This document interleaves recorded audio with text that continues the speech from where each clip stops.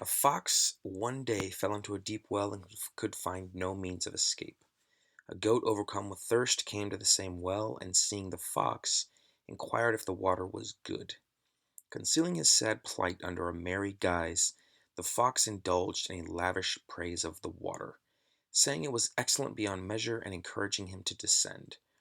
The goat, mindful only of his thirst, thoughtlessly jumped down, but just as he drank, the fox informed him of the difficulty they were both in, and suggested a scheme for their common escape.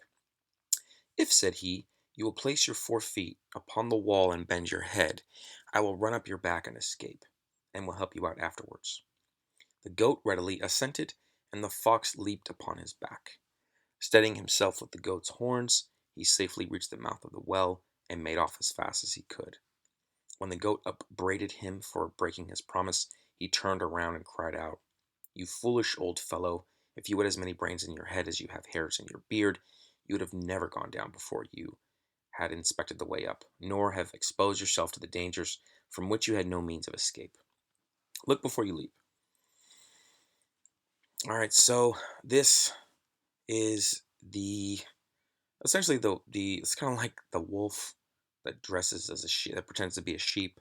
It was certainly the case in one of the fairy tales. I think it was a Grimm fairy tale, but um, was it Goldilocks? It was a fairy tale. No, it was Little Red Riding Hood. Yeah, so the wolf like pretends to be the grandma, like and then ends up eating Little Red Riding Hood. I believe that's the real story of what happened. So these are different obviously like different derivations of similar stories. So the fox fell into a well, uh, wasn't able to get out, and the goat was thirsty. Came to that well, said, "Hey, how's the water down there?" Um, and the fox was decided to act, and the fox is like, "Oh, it's delicious, and come on down and enjoy it. I know you're thirsty." And the goat was like, "Yeah, I am thirsty," and didn't think of the guile, that the fox might be presenting, with that invitation, um, and he just went down. So he jumped down and he drank the water, and then the fox told him, "Well, you know what? We're in a tough situation." And so the fox basically told the goat, not only got the goat stuck, but then told the goat, "Yeah, well, by the way, I kind of tricked you." I mean, that's really what the fox did. The fox straight up tricked this goat and got him stuck, and then said, "Okay, now goat, now that I've gotten you stuck, I want you to help me out." Um, so, and he's saying, "If you place your 4 feet on the wall, bend your head, I'll run up your back and escape, and then I'll help you out. I'll lift you up and drag you out of there. So, but I want you to help me out first." So that was a big mistake, to not be suspicious, or to not be not suspicious but conscientious of the fact that out in public people don't always have your best interests at heart. And This was certainly the case. So you've got to be vigilant, and certainly in domestic situations as well, but definitely just out and about. This fox and the goat presumably didn't know each other, so there was no background to be able to make an assessment. So and then the second mistake was that the goat let the fox. No, not the fox tricked the goat to get down there. So which well, I think some people would have made that mistake. I mean, I think everyone's gullible to some extent. I mean, I think you don't want to be gullible at all. I mean, that's pretty obvious, right? Human nature, we don't want to be gullible at all. But you also don't want to just block out everyone, because it's sort of an interesting life that we live in here across the world. So I don't know. I think these stories like pull out a lot of philosophy and human nature talk. So forgive me if I run out on some tangents once in a while. But yeah, so you got to keep that in mind. You don't be too gullible, obviously. be gullible at all. But you also don't want to be, have all these walls up, and you don't trust anybody, because you do need people to get through this life. I mean, no man is an island, as they say. No person is, you know, or it's just difficult. It's really difficult, to be an island, for a myriad of reasons. So, um, yeah. So, or for, yeah. So the goat readily assented. So this was a mistake. So that, most people, I would think, if you were to apply it to humans, most people, when the fox told them, "Hey, I tricked you to get down here. We're actually stuck." I think most people would not have let the fox run things after that. I think that this goat is especially gullible, um, because the goat readily assented. It didn't like hesitate. The story doesn't reflect that the goat, punched the fox, or like, ran off and was alone for an hour, a few. I mean, it was just literally the goat readily assented, like, one after the other, just like Bambi in the woods, to use that analogy. So the goat readily assented, and the fox leaped up on his back. Steadying himself with the goat's horns, he safely reached the mouth of the well and made off as fast as he could. Okay, so he ran off. Now the goat upbraided him. If you didn't know what upbraided meant, you could make an assumption, right? Like looking at the context clues. Upbraided meaning probably means he chided him. He yelled at him. He spoke ill of him. So let's look it up. Upbraided. Fine fought, scolded him. Yeah, he chided him. Reprimand, rebuke, admonish, chastise, chide, reprove, reproach, scold, berate, take to task, lambast, give someone a piece of one's mind, give someone a tongue lashing, rake hall over the coals, lecture, etc. Okay, so I'm a huge fan, of thesauruses, especially, once you get into, like, if you're a little kid. I worked with a girl yesterday, and she's 6. So, working with her, thesaurus probably wouldn't be the most effective right now, because I don't think her brain is like fully. And the 6-year-olds who I've worked with, I don't think their brains are as fully developed, by and large. I mean, if you're going to take a cross section, to be able to appreciate the sources. A lot of it has to do with patience, though. I think some cultures, or some people, or some households, or some families, I mean, they're just a lot more patient with that kind of thing. So maybe a thesaurus is fine at that age. I think at that age, like an illustrated children's dictionary with a lot of photos is good. It's a good start. Getting them used to using, the Illustrated Children's Dictionary, very, very helpful. Um, DK, is a great publishing company, I think, for young kids. Uh, tactile, I mean, tangible, products like children's dictionaries, illustrated children's dictionaries, etc.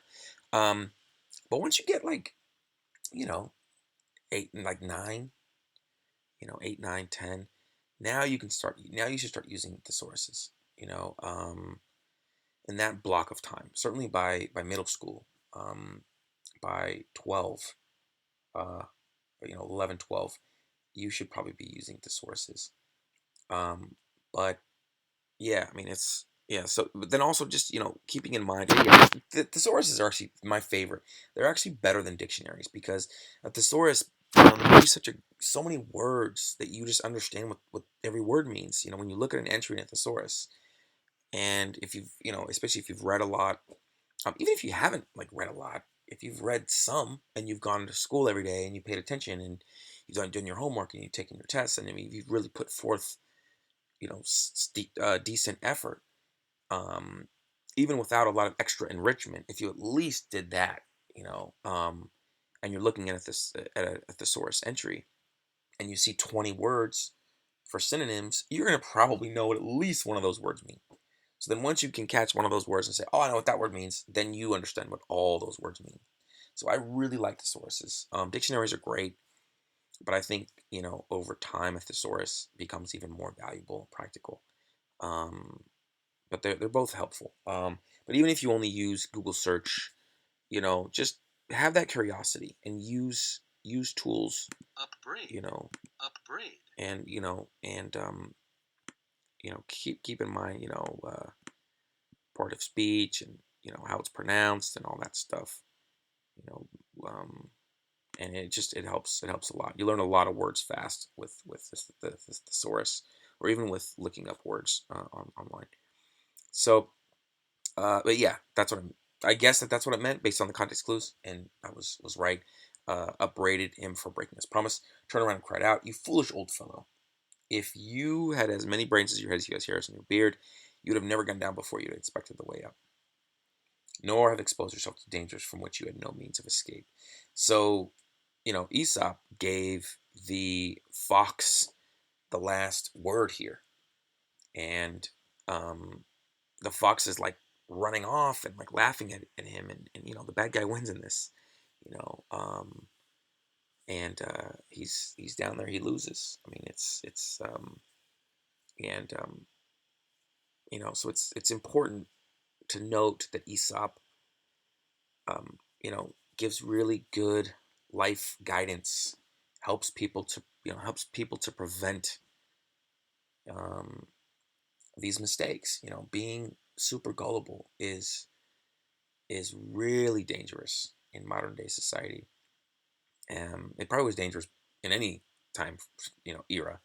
But that's why this story, I think is so salient. It's so you know important, and so um, effective with regards to sharing the theme of being gullible and trying to make sure that you're not too gullible out there in the real world, because it's dangerous. And so, and we don't have an epilogue here. We don't know what's going to happen, because it doesn't really matter what's going to happen. I mean, that's a lot of these stories. Well, they're really short too, so they're different structure than like a movie or a book. But a lot of times, I think really good movies, you know, sometimes you don't have to know the epilogue. I mean, if it's a comedy, and it's kind of funny and it adds to what happens to these characters, then I guess it would fit, especially kind of a zany comedy. It would fit like Will Ferrell or Sandler or whatever. It would fit, like a broad comedy. Any broad comedy, it might work, um, but in terms of drama, I think sometimes the best dramas, they end with this type of event, and then it just fades to black, because it doesn't really matter what happens. Someone who's an optimist would think, oh, okay, well, he'll get caught, he'll get rescued. Someone will come by, or some other animal will come by, and he'll get out of there. And then some, or maybe not an optimist, but maybe someone that thinks in that regards, and then maybe either a pessimist, or someone that wants to think ill of the destination of this goat, will think like, oh well, this goat's clearly gonna die, because too gullible and got stuck, and no one's gonna come by. Like, it doesn't really matter. Like, the author can manufacture whichever ending they want. I'm not saying it doesn't matter, as in good writing doesn't matter. Of course not. I love good writing and good writers, who make good decisions in their stories. But I think this ended appropriately, in that the main point of the story has been dispensed. You cannot be too gullible out there, otherwise you will be punished eventually. Maybe not early, but eventually you'll be punished. Um, I've been punished. I think a lot of people have. I don't think that anyone is unable to avoid, you know, being somewhat gullible, in the sense of making a mistake where you trusted somebody who betrayed that trust, and even some people who might have betrayed it repeatedly for whatever, and maybe it's because you have to live with them, or you have to be around them a lot, or they're teaching this, or they're, you know, um, or I don't know. I mean, I don't, I'd like to think that most educators, are not in that vein. It's usually domestic relationships, or even out in public with some random person, So yeah, that was a poor example, but yeah, I just think in the business world, and in the business world, in the domestic space, personal relationships, even friendships, I think that Sometimes, you've heard of the phrase frenemy, of course. It's like a friend who's really an enemy and is really out to kind of harm you, or not make you feel bad about yourself, or never let you feel like you can be yourself, or always putting you down, or always you know trying to harm you in some way. And so yeah, but these it seems like these were two strangers. I mean, they didn't seem to have a relationship. So it's a double negative that this goat, you know, was the first part. I can kind of understand. I think some people would have been helpful, suspicious but helpful. But the second part, when the fox told him straight up, "Look, I tricked you, and um, and now I want you to help me out." I don't think most people in the human realm would have gone that route. They would have been like, "Nope, you help me get down here. You help me get up, and then I'll help you out." And then just figure it out in that way. You got to protect yourself. I mean, that's important.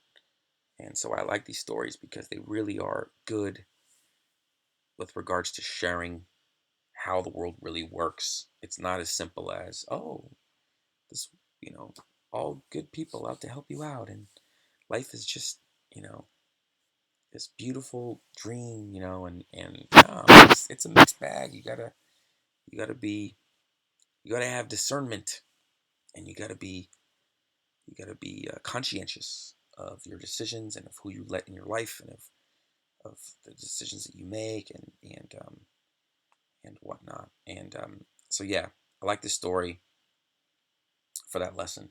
And look before you leap. Indeed, that is exactly right, because he leapt into the well and didn't really quote unquote look um, at the fact that the fox might have been trying to beguile, or to sort of confuse and mislead um, this goat with the intent to harm.